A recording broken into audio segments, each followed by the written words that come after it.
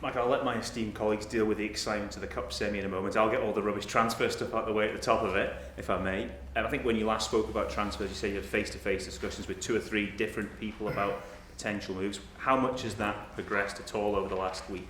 It's progressed well. I'm pleased with where it's at. As soon as there's news, obviously, we'll let everyone know. We're eager to let everyone know, but these things take a little bit of time. My bit's done, if that makes sense. And now it's over to the other people to finalise the things, but as far as I can see, I'm really pleased with the way 2 or 3 things are going. They're heading in the right direction, so I didn't think anyone would be in before this game, and I didn't really want to disrupt the group either, because the group's quite settled at the moment. So hopefully in the next week or so, we'll see 1 or 2 things being confirmed. I was going to say, are these either-or deals, or is there potential that you could have all 3 bodies through the door? Yeah, you see you picked a number there, Mark, but it's... Listen, it could be up to 3 or 4, it could be 1 or 2, they've got to be the right people. So there's been meetings going on. I've not had much time off, if that makes sense, because I've been busy with that along with Ross and everybody else, but I'm pleased with where things are. It's positive. These things are never as fast as the fans want. The window opens and they want the guy there the moment the window opens. It doesn't always work like that, but I'm positive. The Norwich managers today confirmed Todd Cantwell isn't part of their plans moving forward. Where are you with him? Obviously it's a name that's on the radar at the moment and a player with a lot of ability.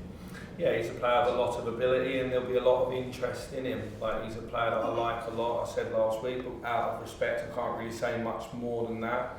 I think you're not far off the track for what you are all insinuating. Just finally from me, you mentioned the eagerness of supporters to get stuff done.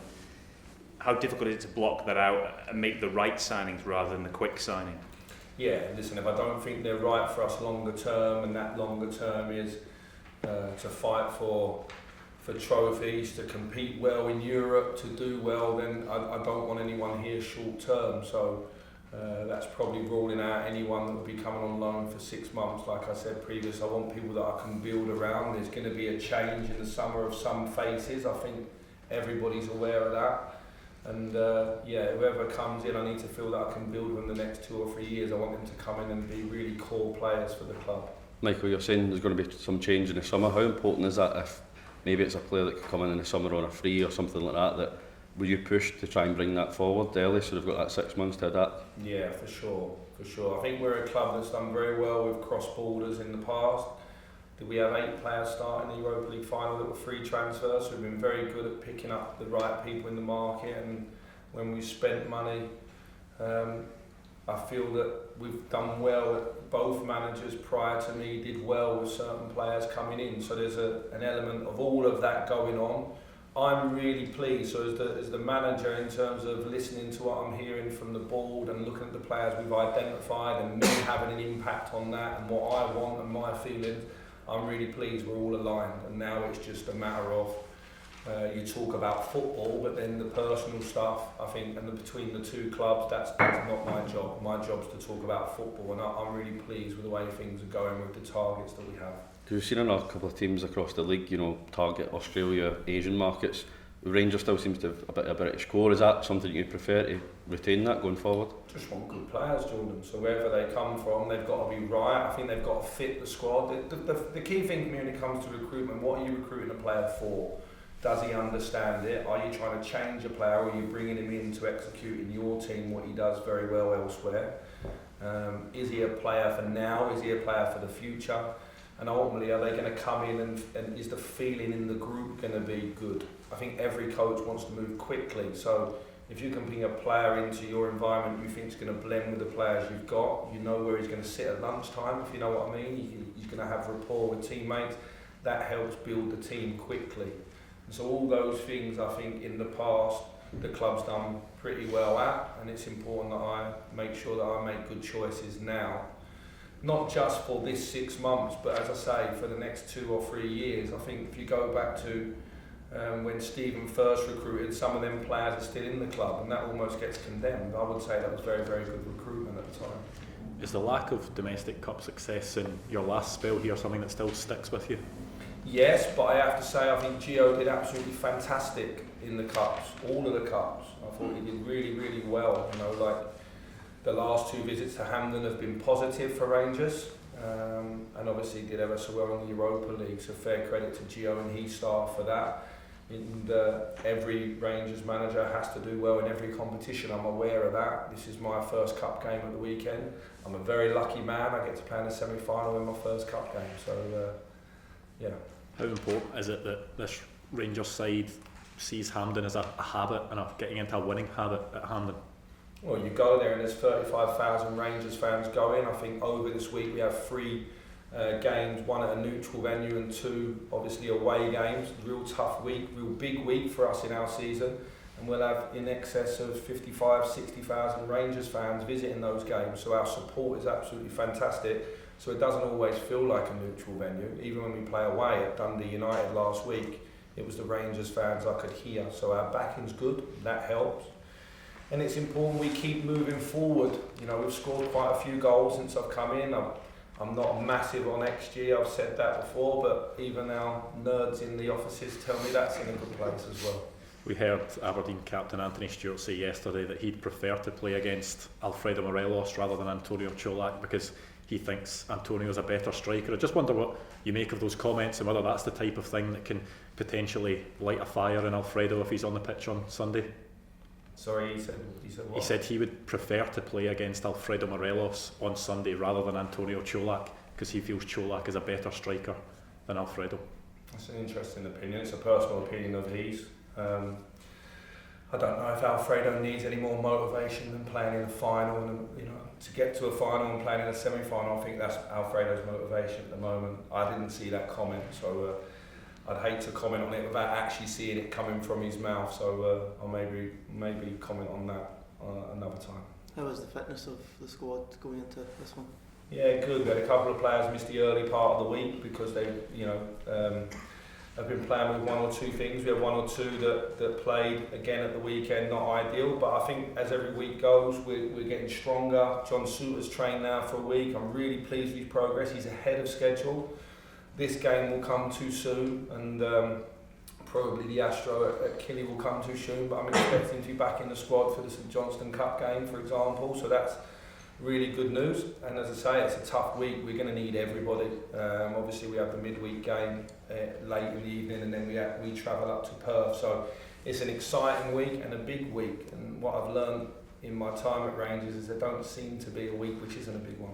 Did Cholak okay to take him off the weekend? Yeah, Cholak's had a slight problem. Will be touch and go for this game, but should be back for the other 2 if he doesn't make this one. But Kamaru's fit and raring to go as well. So that's a real positive for us that Kamaru's available, because I think he's a really high quality player. And mind ourselves, he was our top goal scorer when we won the league, and has been really key whenever he has been fit. And let's hope this now we see a run of Kamar becoming fit and healthy over a longer period of time.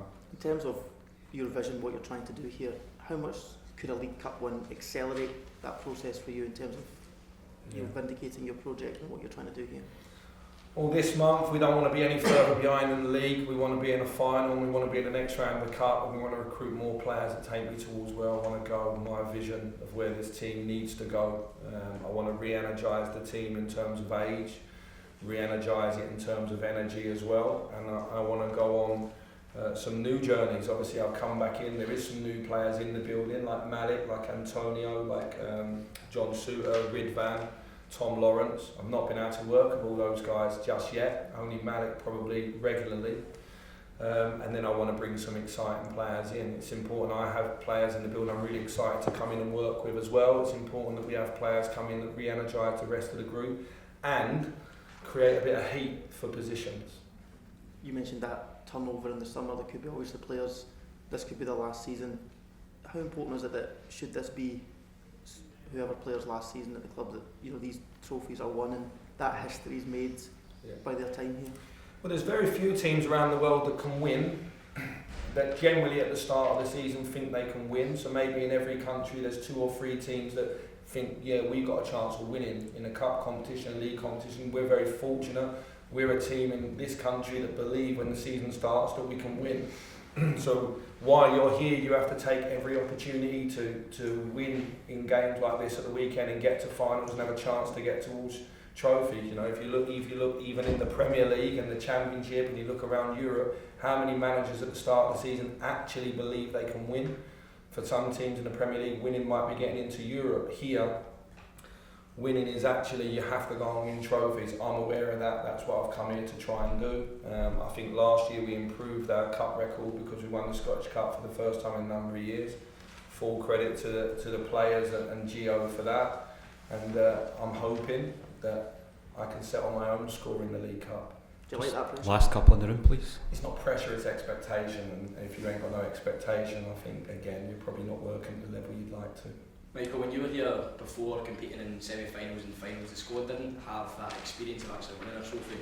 Now that you're back, the guys have won a Scottish Cup, won the league title under yourself and Stephen before. Do you think that experience will be vital to help in these big matches? I think so. The last 2 visits to Hampden are much better than the one before that, to be honest. And I've had some good and bad days out there with Rangers. I just think that they're good games. We're playing an opponent that knows us really well. We played them, 4 or 5 games ago.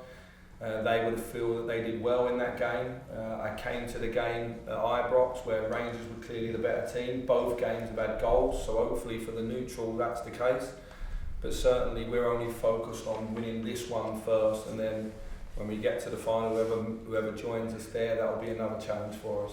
Michael, one of the exciting players you already have at the club, as we've seen in recent weeks, is Fashion Sakala. 3 goals in his last 6 games, and he's really kind of ignited since you came back. James Tavernier yesterday was saying he's a joy to have around, and you get the impression from him that he's just a great addition to the dressing room. Can you give us a little insight of what it's like to have Fashion Sakala around the place? And what he's like the nicest man in football, Fashion. I'm sure you've had the chance to interview him, see that big smile. He's happy with life. I think you have to meet Fashion with the same energy, because that's what he's a bubbly character, and I think he's always tries his socks off. He always gives you everything he's got, and then if you can help him with one or two bits of advice. So I thought, if you go back to a couple of weeks ago in the old firm, in the first half he tried ever so hard in his pressing, his tackling, but didn't do so well in possession. And the second half he was a completely different player. He had a similar performance at Dundee United as well. I thought it was a fantastic goal, the way he took it with his right foot and his left foot. And at the moment he's in good form. And why he's in good form, I think we do our best to keep him there. But he's genuinely, when we recruited him a couple of years ago, we recruited a really fantastic young man, and I think he's now fulfilling maybe the potential that he showed in Belgium before coming here. And finally from me, you talked about the week ahead, such a crucial 6 or 7 days in 3 different competitions. How important is the balance between intensity and switching off in those 6 days so it doesn't become too intense? You can only play 1 game at a time, and I'm going to have to use the whole squad. I think that's fair to say over the 3 games. So by the end of the week, we'll have another judgment of where this Rangers group and where me and my management team are. I'm looking forward to that, and probably in a week, 10 days time, the state of my face will probably tell you the state of the team. Colin? In terms of players potentially exiting during this window, there's been some speculation this week around Alex Lowry, maybe going out on loan. No, it's not in the plans. Any other players? No, at this moment in time, it's not in the plans for anyone to leave the building that's in the first team squad. Alex obviously started against Motherwell, did okay, did quite well. He would like to have done better, but I thought for a young player going in, I thought he did fine. We won the game 3-0, so no harm done. He had a slight calf issue after that game, which meant he's missed the last squad, came back to training just before the Dundee game. So I took the opportunity for him to go and play in the B team game where he scored a hat-trick. So it's a completely different level, mind, and I would expect him to go there and be dominant. But that's the reason why you haven't seen him since that game. He actually had a slight issue after the Motherwell game. Thank you.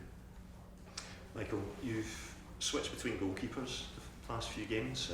Is the intention for the rest of the season to continue that rotation? And if that's the case, would Robbie McCrory be part of that rotation?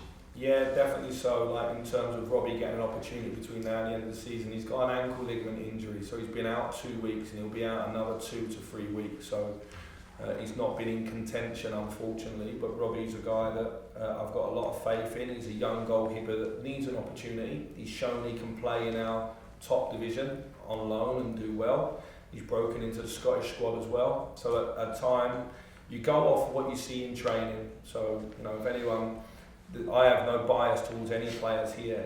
You earn the shirt in training. I felt that it was a right game for John, because I expected the game to go a certain way. It didn't go that way, but we got a clean sheet with John and we won the game, so no harm done. Once Robbie's fit, the plan will be between now and the end of the season, I will want to give Robbie an opportunity to try and showcase that he can be the number one here at Rangers moving forward as well. Brilliant, thank you. Guys on the Zoom, Derek. Good afternoon, Michael. You mentioned Ridvan and Tom Lawrence earlier. I just wondered if you could give us an update on how the recoveries are coming along. Ridvan will be another 3 to 4 weeks before he plays. Tom Lawrence, at the moment, he's just doing isolated rehab. As I say, he had a slight discomfort, nothing major at this moment in time, but we're just seeing how he goes on with the rehab. So he's probably been delayed. If all goes to plan, you'll see Yanis Hadji in the St Johnstone home game at the end of the month. And some of the games that under your tenure so far, Michael, is taking a half-time team talk from yourself to get a bit of reaction in the second half. Is that a slight concern? I guess you'll be hoping that they can start from the off on Sunday.